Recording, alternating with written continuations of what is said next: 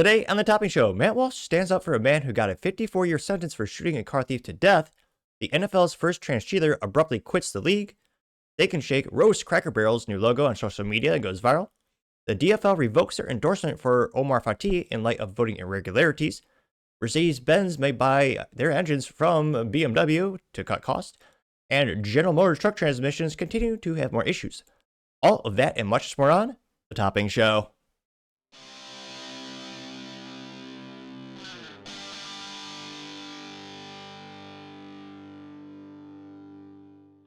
Thank you, everyone, for taking the time to tune in today. Today's episode of the Topping Show is proudly sponsored by Topping Technologies. Topping Technologies is an IT, value-added reseller and services company with a special proficiency in IT security. Heck, I see their founder at least twice a day. Guys say he's quite handsome and brilliant. He's me, see, that's the joke. If you're an IT leader or a business owner, reach out to the team at sales@toppingtechnologies.com. Also, still giving away a free flamethrower with every IT purchase, with Picatinny rail adapters that can mount it to any standard AR-15, like all awesome accessories can be. Go to toppingtechnologies.com and click the flamethrower button to learn more and see if you should get a flamethrower. And lastly, trying to get to 6,000 subscribers by the end of the month, so if you can click that button and tell your friends and your enemies, I would greatly appreciate it. Now going over to the business part of the podcast, yeah, Mercedes-Benz might just buy their engines from their rival, BMW. Now this is brought to us thanks to Adam Ismail over at thedrive.com. And they say, quote, Mercedes-Benz may adopt BMW engines to cut cost. No, really. Mercedes reportedly needs a 4-cylinder engine that's a better fit for their PHEVs and range extender EVs, and its number one rival has just the thing. And here you can see one of the, the Mercedes CLA. So many boring names of vehicles. I can't remember more than a couple of them. The AMG GT is the only one that really looks cool, and let's be honest, automatic transmission, who wants that really? But I partially digress. They say that, quote, we've been hearing from industry executives and analysts alike that consolidation and partnerships between legacy brands are the only way forward to keep up the changing global regulations and the ascent of China's auto sector, aka the Dracarian leadership, the EU, or totalitarian leadership that is the EU, cracking down on Germany for making profitable vehicles, forcing them to make EV garbage that can't actually beat against China. But that's just my 3 cents. Well, it used to be 2 cents, but inflation, you know. Now, they say, quote, if you have any doubt, consider the report of Germany that Mercedes-Benz is in negotiations with BMW to adopt its 4-cylinder engines across a range of models.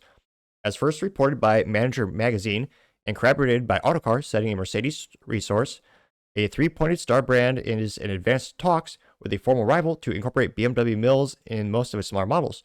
That include the CLA, GLA, GLB, C-Class, and upcoming Little G, which sounds like a rudimentary rapper, but okay, I guess that's going to be a vehicle now, up to the E-Class, Autocar says, and that move is described as a strategic step towards cutting development cost. And I was going to say, let's go down and see the Mercedes. Ugh. They make so many great engines. God, that one looks awful. I hate when they put about 20 pounds of plastic on top of the engine. Why cover up such a beauty that is some of your engines? Yes. Yeah, that's just, I hate modern car engine bays, but nevertheless, they say that, quote, now if you're closely following Mercedes-Benz engine development as of late, you may already know that the company recently developed a 4-cylinder of its own, a new 1.5 liter that can be found in new CLA, and it will be used in mild hybrid capacity. However, the engine supposedly isn't engineered for plug-in hybrid use or use in gas range extender for EVs. The turbocharged derivative of BMW's 2-liter B48 could fit that role quite well. The rationale goes, and since it can be fitted longitudinal as well as traverse layouts, it's a more flexible choice for Mercedes' smaller cars. As for what this could mean for our side of the pond, Autocar's report raises the potential construction of, quote, shared engine plant in the U.S. to sidestep rising import tariffs, unquote. That's weird. I was told tariffs don't work. Or jobs coming back. Funny how that works. But nevertheless, they say that, diving back to the substance article, they say that, quote, that's a wild thing to imagine a joint BMW and Mercedes engine plant somewhere in the world, let alone North America. But you know what they say about desperate times. And many automakers like Mercedes are finding themselves in pretty desperate one, especially in its spin down of internal combustion engine development just 5 years ago, only to find an all EV world isn't quite arrived at yet. Or let's be honest, some people are pushing back and governments are slightly, well, in the US, United States, they are actually having some almost beautiful words in the automotive industry, deregulation. So we can actually have, reliable cars with diesel engines that don't have the DEF crap bolted onto it. And we can have big engines that last a long amount of time. It's a beautiful thing, deregulation. And yeah, these German car companies are in a lot, they're in a tight spot. Because again, the European Union, all the globalists, well, as Alex Jones would say, these weak globalists are trying to destroy the automobile community in Germany. Which, yeah, that's probably the worst Alex Jones impression you hear all year. But nevertheless, the attempt was made and you heard it here. But in all seriousness, I'm not surprised because, again, a lot of these German companies are really struggling as the EU is forcing them to stop making the most profitable items like the Porsche Cayman. Again, that's not Mercedes, BMW, I know. That's one of the brands that Volkswagen owns. But still, a lot of these companies are struggling as they are pushed to EVs. And it makes sense. They're going to have some collaboration. But we'll see. It is kind of weird to think you're going to have a BMW and a Mercedes. But nevertheless, let me know your thoughts because, as always, be fascinated to hear what you have to say. Going over to the Cultural Report podcast, you have Matt Walsh standing up for a man who got sentenced 54 years in prison for shooting a car thief. Now, this brought to us thanks to Matt Walsh reacting to the New York Post. Now, the New York Post says, quote, ex-SpaceX Force Sergeant Orest Shore was sentenced to 54 years in prison for fatally shooting a suspected teen car thief, which is ridiculous. 54 years for shooting a thief? Yeah, now Matt Walsh responded saying, quote, I always forget. It's been, over 600 episodes of having the different materials on different screens on the computer in front of me. So, always trying to improve. And thanks to the feedback in the comment section, I know that you guys want me to look at the camera more often. So, I'm putting the reference material in front of the camera as opposed to the monitor on the right. I will put it's not script, it's the headers of each segment of the show on the right screen. So, again, that's how important feedback is, even if it's critical, and it usually is. As long as it's constructive feedback, it is greatly appreciated. Because I want to make the show better and better. So again, click that subscribe button, tell your friends, shoot, tell your enemies. They might be so enamored and impressed by your material and podcast consumption, they become your friends. Or they hate it so much they actually become worse enemies and it becomes a physical altercation. Maybe you shouldn't recommend it, but nevertheless, might be interesting. So tell your friends and tell your enemies. Now, Matt Walsh again responds saying, quote, this is insane. There are thousands of R words, which try to keep this moderately fan friendly. I don't know if I can. I'll just say it. There are thousands of rapists, PDFs, and murderers of all kinds who never got even close to half a century in prison. Our justice system is actively favoring dangerous criminals, and it takes advantage of any good opportunity to ruin the lives of normal people who are just tired of living a lawless hellhole. And Matt Walsh is 100% based, correct, whatever you want to say, getting 2.6 million views and 42,000 likes. Now, I don't agree with it, but the law in many states in the United States does state, which grammatically I think is correct, but sounds awkward as hell, but nevertheless, most states in the United States have what they call a standard ground law, and they have a castle doctrine where you do have your God-given right to defend yourself. The big caveat is, again, with the standard ground law, you have to feel like your life is in threat, your life is in danger. In most states, even Texas, which I find abhorrent, shouldn't be the law, you should be able to defend your property. In Texas, you can't shoot someone or take someone's life because they're stealing from you. I think you should be able to. We have enough, that would dramatically decrease theft in the United States. But again, in Texas, you can defend yourself if you feel yourself is in danger. You have the castle doctrine. Someone break into your house, obviously you are in fear of your life. You can go ahead and permanently solve that problem if you so choose. Not legal advice. But again, you don't have, if someone is just stealing your bike off your front lawn, especially if they're biking away, you're gonna be hard pressed to prove in court that you are in fear of your life. Again, I don't agree with that law, but the law in Texas is, you don't have the right to defend your property, only your life. Which again, I think if we fix that law, we'd be a much safer society because thieves would wise up. And that's right. This guy got 54 years in prison. That is that's ridiculous. Or half a century for killing a car thief. Some people might, and again, it sucks because in terms of society and culture, the kid's parents clearly failed him to allow him to learn that stealing a car is a good idea or a moral idea. They obviously didn't teach the kid that. And it's an instance where, but then again, the kid is also cognitive to the point where he knows how to steal a car. It's not like it was trying to think of the proper word here, a victimless crime. The kid knew what he was doing, is what I'm saying. And again, it sucks because, again, his life is gone. But this guy loses his 50 years of his life for shooting a car thief. There's a reason, especially leftists, these cities, or shitties, as I pejoratively call them, are terrible hellholes where crime is skyrocketing for the most part. Trump's DC is probably the only contrarian in that remark because they have military on the ground there. Just the average shitties, people know more often than not, the good guys get punished more than the bad guys. And that's why the badness keeps growing and growing. That's why, retail theft is a multi-billion-dollar problem every year. It's one of those things where I think a lot of people are getting to the point of they're just fed up, they're done. I mean, I used to joke, well, not original this assessment or this analysis, but there's a dystopian movie where, is it called Falling Down? But you have this guy where he's just fed up with the system, and he just becomes a vigilante. It's not good, because I think that's going to happen more and more in modern society as more and more people see the bad guys get away with things time and time and time again. And again, if this car thief were to get caught by the police, he would go to jail for maybe 5 minutes before he got out on a no cash bail or something like that. Again, so many of these instances of crime, these people have been in jail dozens of times or been arrested dozens of times, and there's never real consequences to it. So I think that's pushing some people over the edge where they're like, you know what, I'm going to stop this threat permanently. It's not good for our culture in the United States, but I understand why they're doing it, and I think it's going to happen with greater frequency. Now, this one pre-file got 2.5 million views and 42,000 likes. Now, Matt Walsh responded saying, quote, 2 girls carjacked an Uber driver in DC and killed him. They got 7 years in juvenile detention. In this country, you'll be punished more severely for killing someone who's trying to steal your car than killing someone In this country, you'll be punished more severely for killing someone who's trying to steal your car than for killing someone whilst trying to steal their car. Got 7.2 thousand likes. Yeah, it's ridiculous. Now, Amelia Henderson says, quote, white male, 54 years. Illegal alien, no charges for 6 months. See the difference? Excessive sentence. Getting 698 likes. Let's see.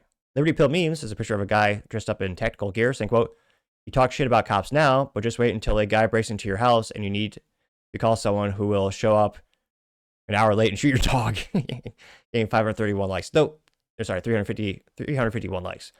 Though, to be actually accurate, that would have to be an ATF agent who, they have the policies of killing your dog and your whole family. Look up Ruby Ridge. They massacred a whole family because the shotgun barrel was a little too short. That actually happened. Let's see. We also have Meza Runner. It's a picture of a Alexander Scholzenstein. I don't purposely try to butcher every name. It just inevitably happens.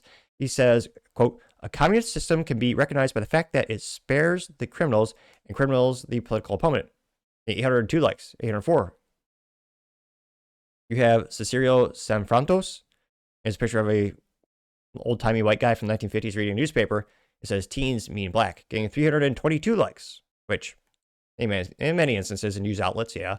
Brotherhood says, quote, once white people realize the laws are being selectively used against them, this way there will be a massive blowback, getting 1.4 thousand likes.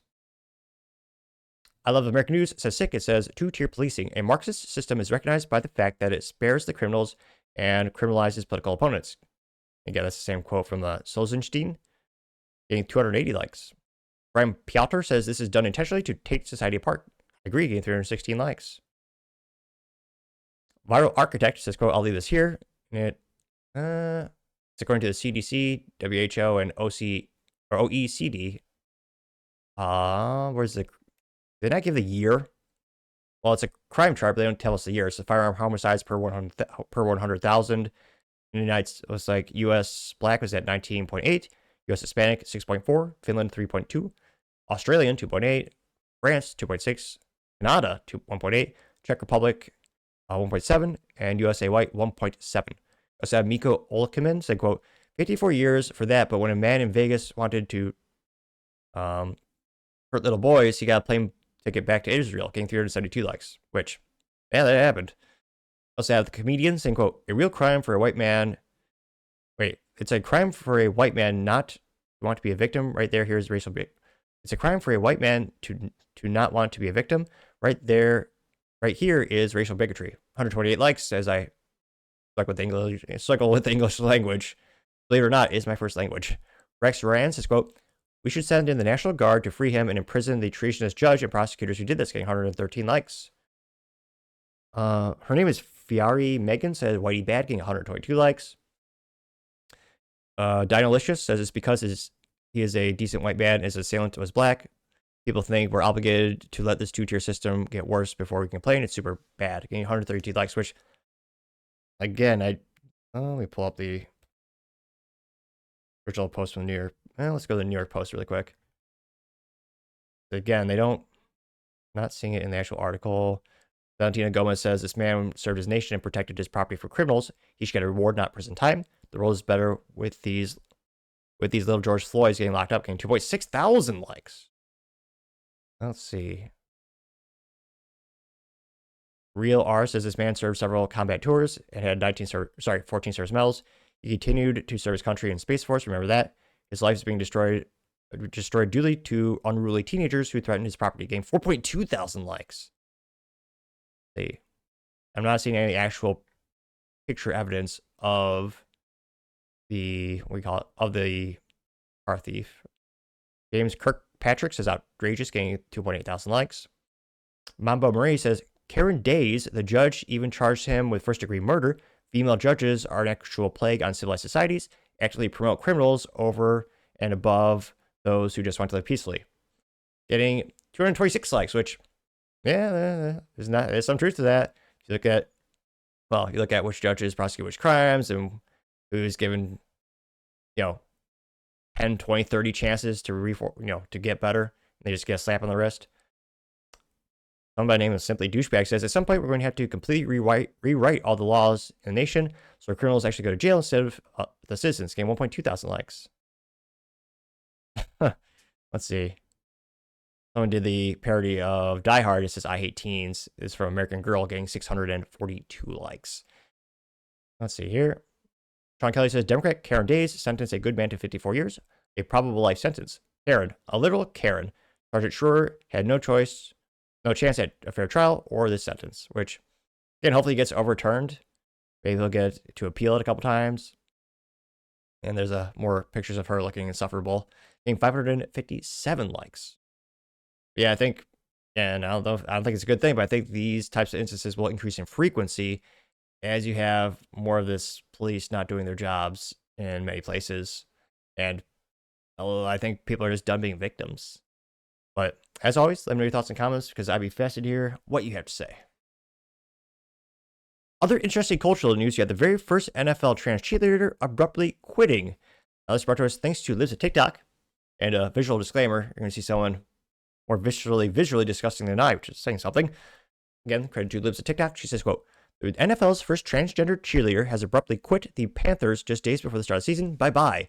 Which, I didn't know Carolina had a football team, let alone NFL. I'm only partially kidding. Here you can see, cover the eyes if you have children watching. And it's, there's that it's just a man dressed up as a woman. Or, yeah. I mean, you can see his junk through the stupid Speedo, and he's wearing, what do we call that, crop top? I don't know, fashion folks. And white sneakers. Which, yeah. That did get 180,000 views and 4.4 thousand likes. Yet another reason not to allow your children to go to an NFL game.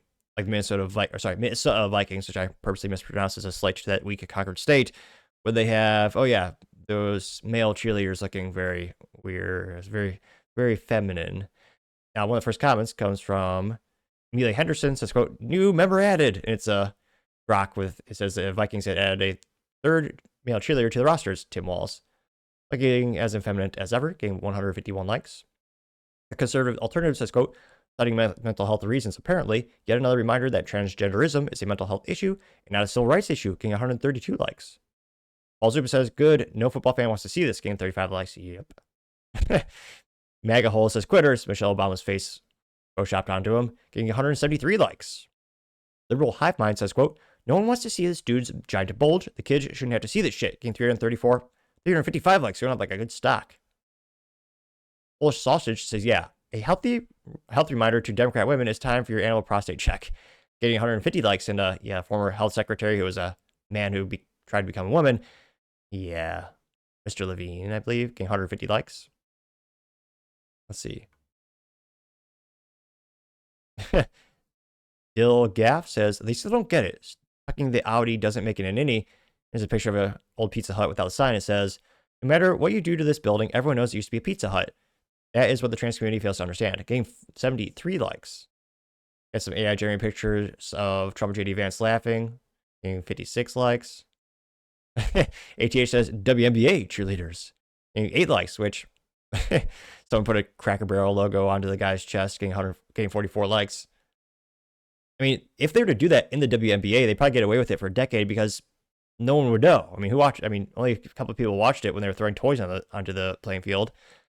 But yeah, maybe the NFL is healing. But again, I suspect that they're just. I mean, this person just quit because they didn't like the public backlash that was being, magnified or actually focused on him.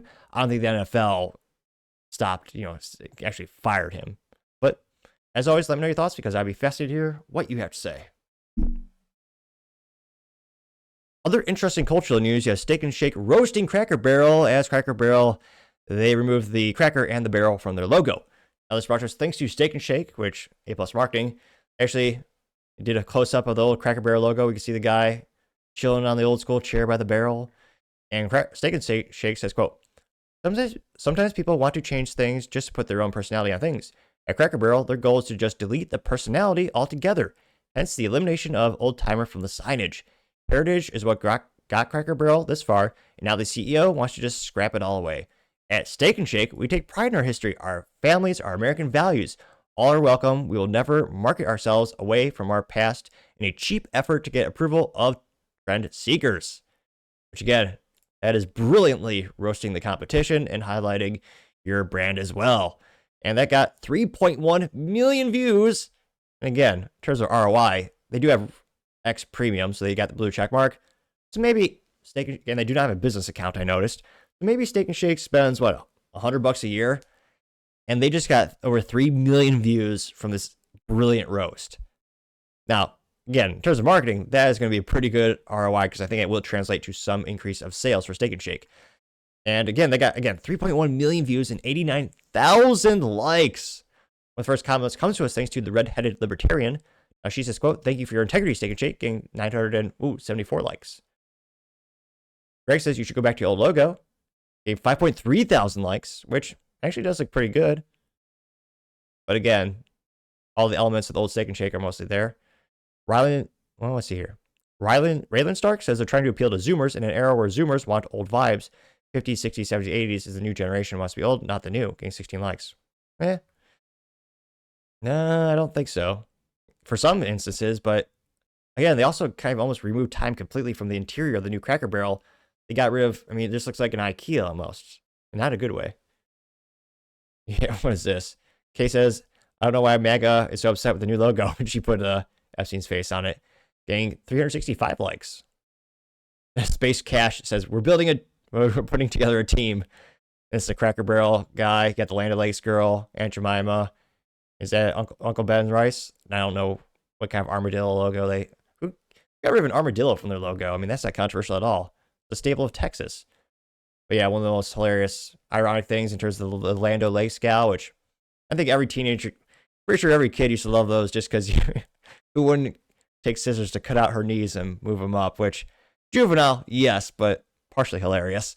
But yeah, it's one of those things where there's a great meme of Land O'Lakes where one of the product with and without her, they said in typical white fashion, they took away the woman, but kept the land, which is pretty funny. And that got 3.5 thousand likes. Jekyll and Hyde has Cracker Barrel, our old country store, but spelled pejoratively towards women. They have the CEO looking hilarious on it, getting 2.3 thousand likes. American Rebel News says, I choose the original flavor, not the extra wokey. It's the original logo with the Cracker Barrel logo and Sydney Sweeney. And the new logo with the Democrat gal who they think will inspire young men to vote Democrat, which, yeah, they paid her millions. Yeah, that's like, that will inspire a single man, and no one is going to vote Democrat because of that. Gorilla says, what's that saying? And Cracker Barrel stocks crashed 13% as this news become more and more viral, getting 966 likes. What says, whoever's running this account deserves a raise. Social media manager is about to be directly responsible for a massive increase in sales, getting 4.6 thousand likes. Which would also help if they had more locations. I've not seen a Steak and Shake in several years, anecdotally, at least in DFW. Got a couple more comparisons to Cracker Barrel, changing the logo. Let's see. Hennessy says, if you start using this logo, I guarantee your business will increase. Got the original Steak and Shake. Yeah. That'd be pretty cool. They got 1.3 thousand likes. Yeah, it might go up a little bit. There's something that got that 1950s vibe in that sign with all the neon. Be pretty expensive to actually have real neon signs these days, don't get me wrong, especially with the actual material that the backdrop of the signs were made of. At least we have at the moment, they're very famous porcelain signs. There we go. Took me a minute there, but very well known term, and then very well known term in the sign collecting community. Joe Patriot says, "Birds of a feather." There's a famous picture of Alyssa Heiderchild getting 433 likes. Who is famously the gal who she spent, I believe, $135,000 to give Dylan Mulvaney a custom Bud Light bottle, and proceeded to lose over $1 billion in sales and billions in market cap. Yeah, that was probably the best example of a negative ROI marketing wise that didn't, put the company out of business altogether. Oh, let's see here.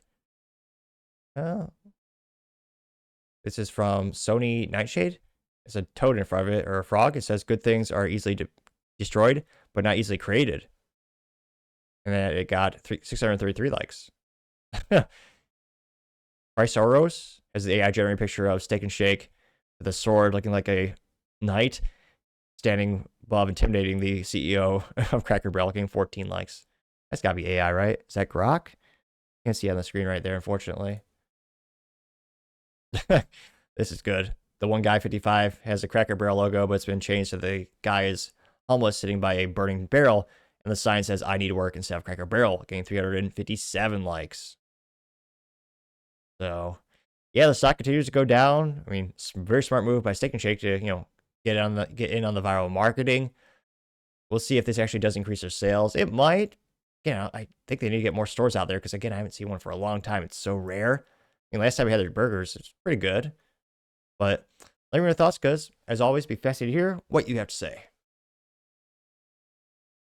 Going over to the political part of the podcast, you have the DFL pulling their endorsement of Omar Fateh after voting irregularities, also known as cheating. Now, this brought to us thanks to End Wokeness.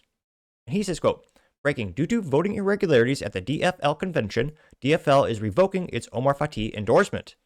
Here is him. I don't know her name. This is him at a rally, though, which, at least the guy suited up. He did one thing, right? All gentlemen look good when they're suited up, of course. Nah, I think she's trying to rap. I don't know. Or she might be having a stroke. Or speaking like me. I'm sometimes very incoherent. Senator Adashain, Congresswoman Adashain. Yeah. Sida nakasawada baxnay. Haddaba Umar waa ka xumahayo. Virginia qaboobaa lagu dhalay. Laakiinse waan adopt gareynay. Sidarna wax badan ma joogine. And this was also from a rally that went very viral because unusual in politics, well, used to be unusual. There are no American flags and no one speaking English at that rally. And for that particular clip, that got about 230,000 views and 8.2 thousand likes, which, voting irregularities. Fascinating how those only helped Democrats throughout the decades. I'm sure that's a total coincidence. Aha, humor. Sarcasm. Now, one of the first ones comes to us thanks to Bobby Diesel saying, "What's a DFL?" I think they actually do clarify. It's the state's Democrat Party, getting 287 likes. Zupa says, "Wait, the Somalian cheated? That's impossible," getting 557 likes. Amelia Henderson says, quote, "Can we deport them now?" There's a sign that says, "Is it too soon, or can we talk about deporting Obama's Somalis?" Getting 481 likes. Planet of Memes, or Planet of Memes, as I call it, a little disappointed. No meme today. However, this alleged Planet of Memes says, "Voting irregularities, also known as cheating," getting 276 likes. Dr. Sherry says, quote, "Imagine being crazy enough to have confidence voting for this." It's posts up a picture of Mr. Omar getting 53 likes, which I don't have much ground to stand on with my face in comparison. I mean, I can't talk too much smack when it comes to people looking weird or ugly or anything like that. But he's looking very intensely at the camera. And again, he's wearing a suit there too, so at least did one thing right. You also have Jay saying, "No way, the Somalian foreign non-U.S. citizen cheated in his election. So shocked," getting 88 likes. This conservative alternative says, quote, "This guy has a truly evil look to him. He is here to conquer this land. Make no mistake about it." There's this Grok. Looks like an AI-generated picture of Muslims. It says 21st century invaders don't use swords and guns. It's a Muslim running with pregnant women around him, getting 257 likes. Amelia Henderson also says, "DFL pulling Fateh's endorsement is wild. Democrats can't even rig their own convention, right? When cheaters get cheated, that's karma's real time," getting 83 likes. Fanatic says, "Imagine this is how Michelle Obama's left nut stares at her back in the mirror." And 238 likes for that one. We also have Blake saying, quote, "When Democrats cheat Democrats, it's voting irregularities. When Democrats cheat Republicans, it's the most secure election in history." Getting 345 likes. FAFO simply has a picture of a man waving in front of a flag. It says deport them all, getting 88 likes. And another one, same thing, 178 likes. Caleb James says, deer headlights action. It's him looking awkward at that camera, getting 13 likes, which, again, you can screenshot anyone on a video and they'll look awkward at least one frame. Some have, disproportionate number of frames that are awkward, but yeah. Scrolling down more and more. Rico Smith says, the face you make when you get caught cheating in the primary. Getting 232 likes. Little Buddy says his campaign committee is springing into action. Looks like a third world military in a Toyota. It says greetings from Minneapolis. Getting 24 likes, which, yeah, look at how many people they've imported into Minneapolis the past 30 years. There's a reason they changed the state's flag because they're such a weak conquered state. It used to be, I would argue, a very beautiful flag. As Trump would probably say, Minneapolis and Minnesota used to have a giant, beautiful flag, so big, so grand. And now, after they become weak and conquered by Somalia, they got their flag is so lame. It looks like a bastardized version of Somalian flag. Like they got the Somalian flag from wish.com. I mean, Trump didn't say it word for word, but maybe he said something to that effect. Granted, that might be the worst Trump impression you hear all year, but you hear it here, darn it. And that's an accolade in of itself, perhaps. You also have Trump 2032 says, why do shit libs continue to endorse these stupid moronic garbage? Getting 27 likes, which, again, I mean, they have a lot of the same ideals. They're importing them. I mean, if you import someone, I mean, you're going to, you want them to vote. They're going to vote for you. That's why they import them. Let's see.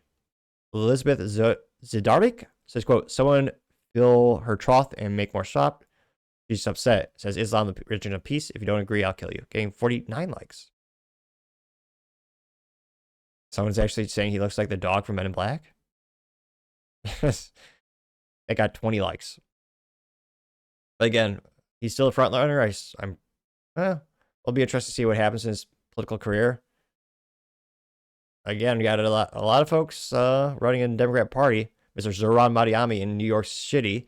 I mean, he won the Democrat primary. The odds are he's going to win.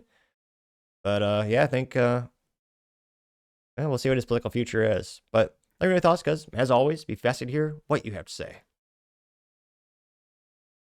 Going over to the business blunder of the day of General Motors truck transmissions continuing to have more and more issues, which wouldn't happen if you bought a truck with a stick shift, also known as manual transmission. I'm only partially kidding. There's only one truck in North America you can get with a stick shift, Toyota Tacoma, which kind of cool, you can get them in green, but it's not full-size trucks, so you can't actually do a lot of hauling. But nevertheless, this is credited to Brian Hurd at thedrive.com. He says, quote, left at the lurch, GM HD truck owners demand answers as transmission issues mount. GM finally has a fix for its half-ton transmission issues, but heavy-duty truck owners are still waiting for the news, which I was about to make a joke. You should have bought a Ford, but Ford has had well over 100 recalls this year thus far. I mean, if you want towing, again, anecdotally, a lot of my friends who do that, they love the Ram trucks, which are slightly more, I was going to say anything's more reliable than GM, but nevertheless, yeah, it's an instance where, the Ram trucks are pretty good. And to give them credit, they're the last major truck manufacturer to make a full-size truck in a stick shift, but unfortunately, they also acquiesced to Solus automatic transmission. But I partially digress. Again, credited to Mr. Hurd over at thedrive.com. He says, quote, been a tough couple years for automotive quality control between Ford industry-leading torrent of recalls and Toyota's twin-turbo V6 Snafu. It seems everyone emerged from the pandemic with a plan to sacrifice durability in the name of manufacturing efficiencies. Over at General Motors, two icons of reliability. They just said that in a sentence with General Motors. But again, they do make a good V8 usually. But again, this sentence continues to the V8, but I couldn't make that without laughing. I'll try it again. So again, over at General Motors, two icons of steadfast reliability, the small block V8 and the Allison transmission, which, Allison makes good stuff. Fun fact, headquartered in Indiana. And becoming hopefully temporary black eyes with the company, whose trucks and SUVs are trusted by consumers who need more than simple commuter appliance. One of these consumers is Robert Shafto, who purchased a 2023 GMC Sierra 3500, which again, same thing as the Chevy Silverado with slightly different colors and badges glued to it. Well, I don't want to sound too short. They probably use great 3M adhesive, but they say his truck only got 30,000 miles on it from the dealership earlier this year. When he picked it up, it was accompanied by documents showing that the 10-speed automatic transmission's valve body had already been replaced under warranty. He did not learn until much later that the previous owner had traded it in after the valve body sidelined it. The dealer sat on it until the replacement part arrived, repaired it, and listed it for sale. But no big deal. The worst part is already over, right? For a brief scan, the net, you'd assume that to be true. GM recalled the 10-speed automatic in virtually everything it sold, from the truck and SUV line down to the Camaro and Cadillac CT4 CT5, which, imagine buying a sports car with a 10-speed automatic. I know it's faster in a straight line, but I mean, the Cadillac CT4 and CT5V Blackwing series are meant for the track. And to the credit, about 50% of consumers do choose a stick shift when they're buying those vehicles. Fun ADHD facts of the day. I'm great for trivia night. Well, except for sports balls. I don't know what they do.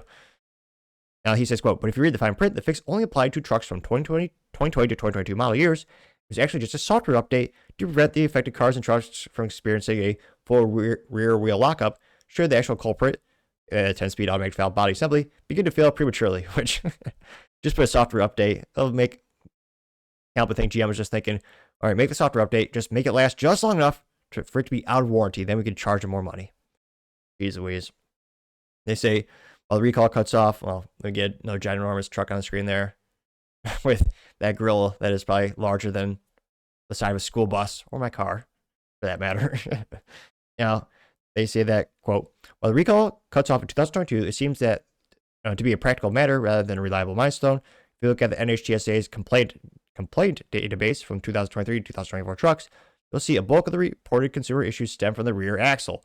But unlike older trucks, far more of them remain under warranty, and since they shipped with the software update that could prevent the rear axle from locking up at speed, there's little pressure for GM to address the safety concern. Little did the owner know he'd be in the previous owner's position just months after, just with a slightly different dealership offering the truck in on trade. In early June, he experienced a relatively low transmission hiccup. Well, it wasn't a high-speed lockup. The issue the transmission control module were reprogrammed to prevent. It was one of the early documented signs of the valve body failure. Truck's second in under 35,000 miles. Jeez. Just buy Toyota or Honda. They have their issues, but it's never this bad. As of today, there's no estimated data for the required part, wrote Shafro on August 12th in an email to media outlets, his dealership, and GM CEO Mary Barra, quote, yet despite their occurrence, GM and the dealership have opted to replace the valve body instead of addressing the core root cause, unquote. If you're following GM's 10-speed recall saga, you might be aware that the manufacturer just released a third version of the valve body design, which should help ease current blockage. But there's a catch. It fits only GM's half-ton gasoline-powered trucks.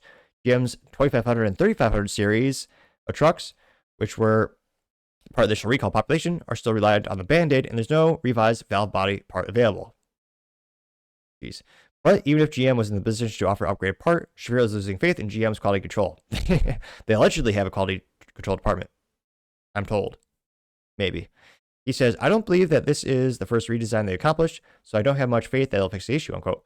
To make matters worse, he is staring down a major move while his truck sits at the dealership waiting for a resolution that doesn't seem imminent. Yeah.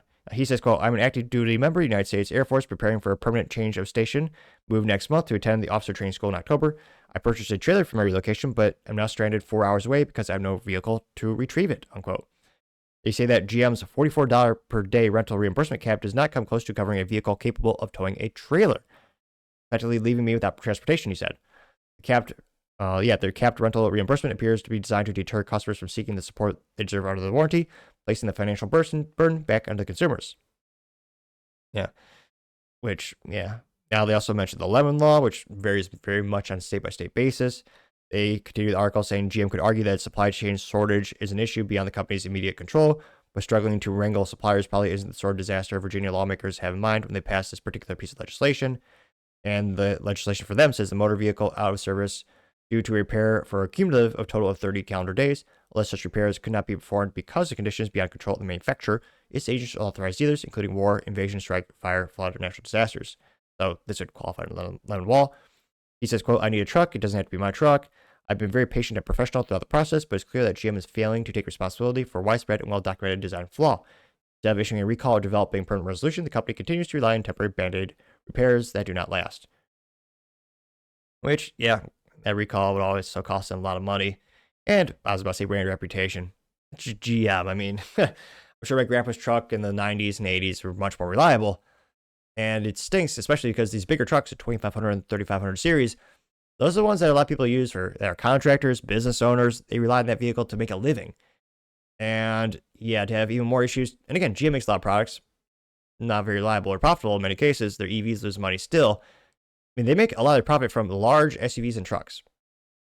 That is what they are best at. Well, he's still not great at it, but the reason why these business blunders are so especially bad for GM is because this is their bread and butter. This is where they make their profit.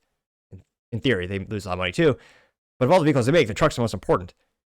And to have yet more recalls and more mistakes for this transmission years later without a workaround for the heavy-duty trucks that, again, people rely on to make a living, I say, General Motors, you're, once again, and certainly the business blunder of the day.